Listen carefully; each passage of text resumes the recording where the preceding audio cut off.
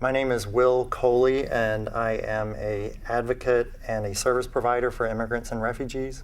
My family's lived in North Carolina longer than any of us really know. We think that we have family from Scotland, Germany, possibly from England. We're not sure exactly. After college, I got involved with Catholic social services in Charlotte, North Carolina, that was providing services to refugees from Vietnam and from other parts of the world. And I started teaching English to a family, a Vietnamese family that had just come from the resettlement camps in the Philippines. And I was teaching English to them, and it was like everything was right there that I was so much interested in. For me, it was out of curiosity. I mean, these are the most interesting people I could find, really, in my town. But then I think that ultimately what took over was kind of a sense of hospitality, the sense that these were people that were our new neighbors, and yet this is the way we were treating them wasn't right.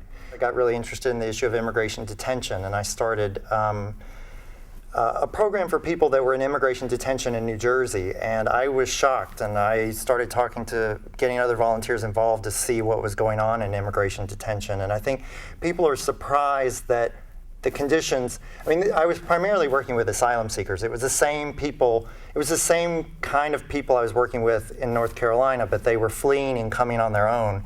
And when they arrived in the United States, instead of welcoming them and saying, you've been through a horrible thing, let us figure out how to get your life going again here, we locked them up and put them behind bars. And I thought that if more Americans knew about that, if more people went and got to know people personally on a one-to-one basis, they would kind of question why we were treating people like that. Everybody's difference is what makes them really interesting. And I think the fact that Americans want to shut themselves off to these treasures of people that are right here in our midst, it just seems really silly. I was brought up in a Christian fundamentalist household that, believes that, all people are children of God. And it seems to me very obvious that we should, treat strangers in our midst well, that this is something that's a commandment, that, treat your neighbor as yourself. And yet somehow we forget that, and we forget that people are human beings, and we just want to, lock them up and deport them all without having to think about that they do have lives and they have families and they have dreams and aspirations just like the rest of us.